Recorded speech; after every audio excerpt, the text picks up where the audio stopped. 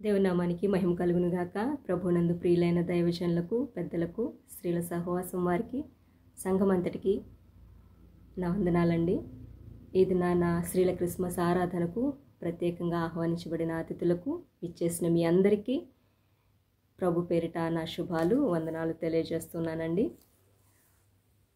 ఇది నా ఇటు రీతిగా ఈ క్రిస్మస్ సంతోషాన్ని మీతో పంచుకోవటం దేవుడు నాకు ఇచ్చిన గొప్ప భాగ్యంగా ఎంచుతున్నాను. మరి మన పాస్టర్ గారి గురించి నేను చెప్పడానికి సరిపోను, కానీ నా భర్తగా ఆయన గురించి చెప్పాలంటే ఎంత చెప్పినా తక్కువే.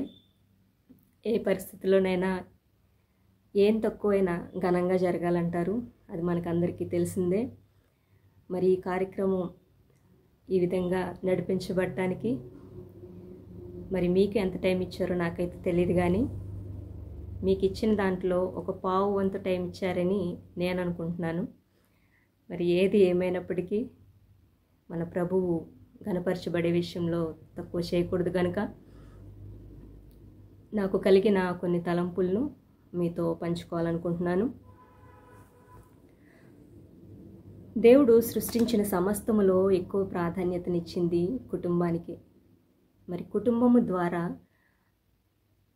దేవుని మహిమపరచబడు నిమిత్తము ఆయన సంకల్పములో ఒక కుటుంబమును ఏర్పరిచారు.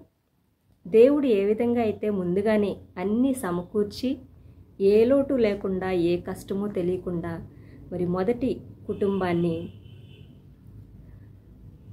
కుటుంబం కొరకు ఆయన సమస్తము ఏ విధంగా అయితే సిద్ధపరిచాడో అదే రీతిలో ఇక్కడ ఉన్న మనమందరము దేవుడు ఏర్పరిచిన క్రమమును కొనసాగిస్తూ ఉన్నవారము.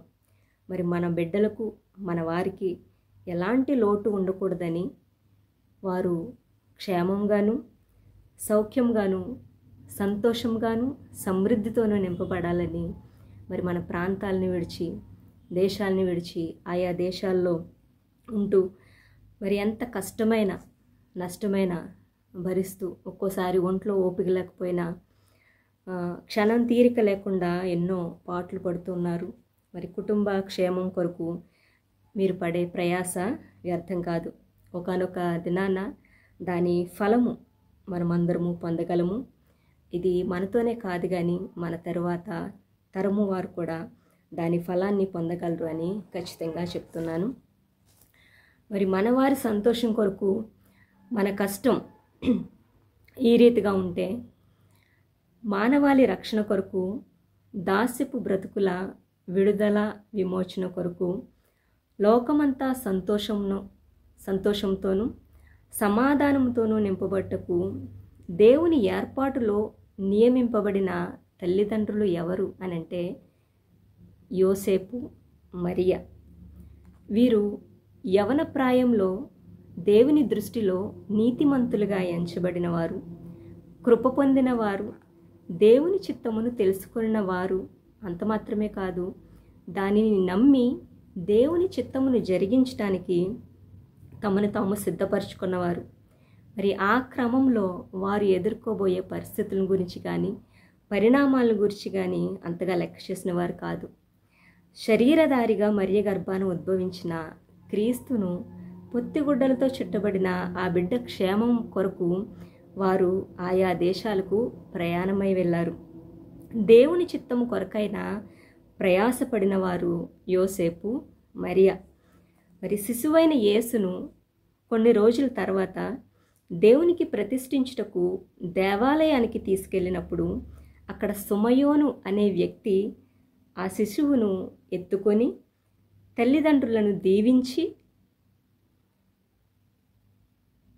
తల్లి అయిన మరియతో చెప్పిన ఒక మాట లూకాసు వార్త 2వ అధ్యాయము 35వ వచనంలో మనం చూడవచ్చు. నీ హృదయంలోనికి ఒక ఖడ్గము దూసుకొని పోవును. మరలా చదువుతున్నానండి. నీ హృదయంలోనికి ఒక ఖడ్గము దూసుకొని పోవును. నేను ఈ మాట చదువుతూ ఉన్నప్పుడు నాకు అనిపించింది, దేవుని చిత్తమును జరిగించడానికి వీరెంతగానో కష్టపడ్డారు కదా. అలాంటిది వారిని భయపెట్టేంతగా మరి వారికి భయము పుట్టించే మాట సుమయోను ఏ విధంగా మాట్లాడగలిగాడు అని నాకు అనిపించింది. మరి ఇందులో ఉన్న మర్మం గురించి నేను అంతగా తెలుసుకోవటానికి ప్రయత్నం అయితే చేయలేదు, కానీ నాకు అర్థమైంది మీ ముందు ఉంచుతున్నాను. మరి ఒక ముళ్ళు గుచ్చుకుంటేనే మన ప్రాణం వెలవెల్లాడిపోతుంది. అలాంటిది ఒక ఖడ్గము దూసుకుపోవటం అంటే అది భరించలేనంత బాధ కలిగించేది. శరీరానికి తగిలే గాయాలైనా మరి మాసిపోయే అవకాశం ఉంటుందేమో, కానీ మన హృదయానికి అయ్యే గాయాలు త్వరగా మానిపోయేవి కాదు. అందుకేనేమో ఒక్కోసారి మనం కూడా అనుకుంటాం కదా, మరి మాట కంటే దెబ్బే నయం అని. అందుకే హృదయం నొచ్చుకునే మాటలు మనకు తగదు. మన మాటలు మృదువుగాను, మన సంభాషణ పరిమళాలు వెదజల్లేవిగా ఉన్నప్పుడు ఎదుటివారి హృదయాలు ఆహ్లాదించబడతాయి. అయితే అప్పుడు ఈ మాటలు విన్న మరియా స్పందన ఎలా ఉన్నదో మనకు తెలియదు, కానీ ఒక తల్లిగా మరియకు రానున్న దినాలు కష్టతరమైనవి, బాధించేవి అని ఆమెకు అర్థమయ్యే ఉంటుంది. మరి ఇప్పుడు మునుపటి కన్నా ఇంకాస్త ధైర్యము, తెగువ, నిబ్బరము ఆ తల్లికి కావలసి ఉన్నది. పుట్టినప్పటి నుండి బిడ్డను కాపాడే విషయంలో వారు ఎన్నో జాగ్రత్తలు తీసుకుంటున్నారు. ఒకరోజు తన బిడ్డ కనిపించకపోయేసరికి మరి తల్లిదండ్రులుగా వారు ఎంతో దుఃఖపడి వారిని ఆ బిడ్డని వెతికినవారు. అలాంటిది అంతకు మించింది ఏదైనా జరుగుతుంది అంటే దానిని కూడా తట్టుకుని నిలబడే స్థితిలో ఉండాలి. మరి ఎంతోమంది తల్లిదండ్రులు వారి బిడ్డల విషయంలో ఏదైనా కొంచెం జరిగేసరికి తట్టుకోలేని పరిస్థితిలో ఉంటున్నారు.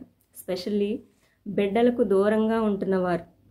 మరి ఎంతగా వారి ఆలోచన ఉంటున్నది అనంటే, వాళ్ళు ఏమి ఇబ్బందులు పడుతున్నారో, నాలాగా ఏం కష్టాలు పడుతున్నారో అని చెప్పి నేను పడిన కష్టం వారు పడకూడదు, వారికి ఏ లోటు ఉండకూడదని, వారికి ఏ కష్టము తెలియకుండా, ఏ నొప్పి తెలియకుండా వారికి కావలసిన సమస్తము వారు అడిగిన ప్రతీది కూడా వారి ముందు ఉంచడానికి మనం ఇష్టపడుతున్నాం. ఒకవేళ ఇదే రీతి కనుక కొనసాగితే, నేను ఇక్కడ ఒక మాట చెప్పాలనుకుంటున్నాను, ఇదే రీతి కనుక కొనసాగితే తల్లిదండ్రులైన మీరు ఇదే రీతిని మీ బిడ్డల విషయంలో జరిగిస్తూ ఉంటే గనక మీ ప్రయాస వ్యర్థం. మరలా చెప్తున్నాను, మీ బిడ్డల విషయంలో మీరు అన్నీ సమకూర్చి పెడుతుంటే, వారికి ఏ నొప్పి ఏ కష్టమో తెలియకుండా వారిని చూస్తూ ఉంటుంటే మీరు పడుచున్న ఈ ప్రయాస వ్యర్థము. మీ ప్రయాస ఫలము అప్పుడు మీ బిడ్డల వరకే అందించగలరు. ఆ సంతోషము వారికే పరిమితమవుతుంది, కానీ వారి తరువాతి తరాలకు అందించలేని వారిగా ఉంటారు. లూకాసు వార్త 1వ అధ్యాయము 17వ వచనంలో యోహాను గూర్చి చెప్పబడిన మాట, ప్రజలను సిద్ధపరచుటకై ఏలియా యొక్క ఆత్మయు శక్తియు గలవాడై ఆయనకు ముందుగా వెళ్ళును గనుక నీకు సంతోషము మహా ఆనందము కలుగును. అతడు పుట్టినందున అనేకులు సంతోషింతురు అనెను. ఈ మాట తన బిడ్డను గురించి తన తండ్రి అయిన జకర్యాతో చెప్పబడిన మాట.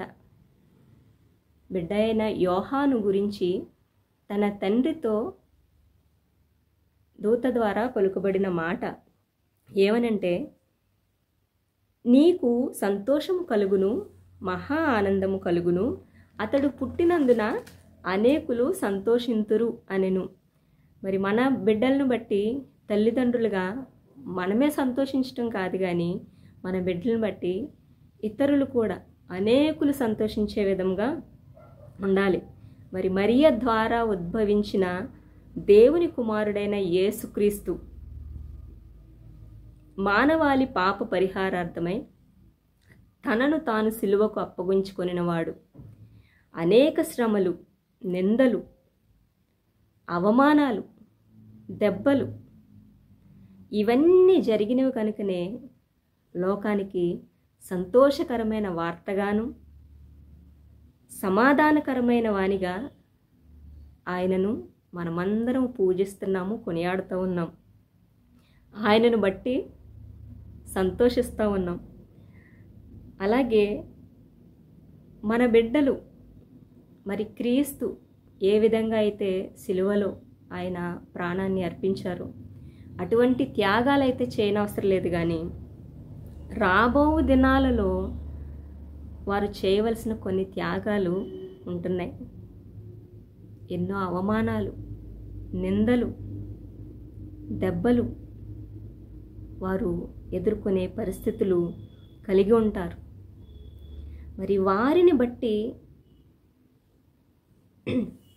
ఎప్పుడైతే ఇటువంటి అనుభవాలు వారి జీవితాల్లో కలిగి ఉంటారో మరి అనేకులకు వారిని బట్టి మన కుటుంబాల్లోనూ సంతోషము, అనేకులకు మరి సంతోషకరంగాను, మరి సంఘములోను వారు అడుగుపెట్టిన ప్రతి చోటను సమాధానపరిచేవారిగా, మరి ముఖ్యంగా దేవుని మహిమపరిచేవారిగా ఉంటారు. మోషే తల్లిదండ్రులు విశ్వాసమును బట్టి బిడ్డ విషయంలో బిడ్డను భద్రపరచాలని 3 నెలలు వారు ఎంతగానో ప్రయాసపడ్డారు. 3 నెలలు దాయటానికి వారు ఎంతగానో ప్రయాసపడ్డారు. హెబ్రీ పత్రిక 11వ అధ్యాయము 23లో చూడవచ్చు. 3 నెలలు అప్పుడే పుట్టిన పసికందును వారు దాచారు. ఇక దాచే పరిస్థితి లేదు, విడిచిపెట్టవలసి ఉన్నది. మోషే పెద్దవాడైనప్పుడు తల్లిదండ్రులు ఏదైతే విశ్వాసమును కలిగి ఉన్నారో అదే విశ్వాసంతో క్రీస్తు విషయమైన నింద గొప్ప భాగ్యమని ఎంచి ఆయన కలిగిన ఉన్నత స్థితిని వదులుకుని దేవుని కొరకైన శ్రమ అనుభవింప మేలని ఆయన యోచించాడు. మరి చెప్పబడిన వాక్యము తల్లిదండ్రులైన వారికే అనుకుంటే పొరపాటే. వ్యక్తిగతంగా ఈ వాక్యము ప్రతి ఒక్కరితోనూ మాట్లాడుతున్నది. ప్రతి ఒక్కరి హృదయాన్ని ఈ వాక్యం సంధిస్తున్నది.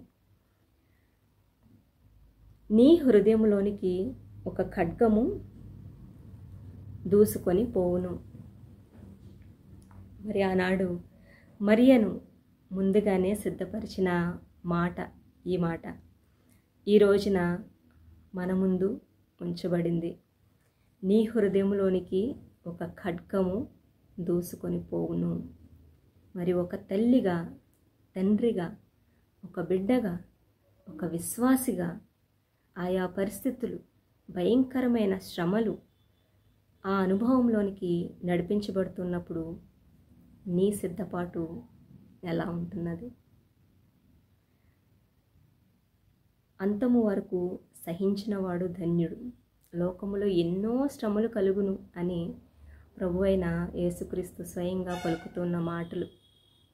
లోకములో ఎన్నో శ్రమలు కలుగును, అంతము వరకు సహించినవాడు ధన్యుడు అని చెప్పబడిన మాట. మరి ఏ పరిస్థితులు ఎదురైనా వాటిని సహించి ధన్యకరమైన జీవితాలను మనమందరం కలిగి ఉందాం. ఈ మాటలను దేవుడు దీవించునుగాక. మీ అందరికీ happy Christmas, happy new year అండి. Bless you.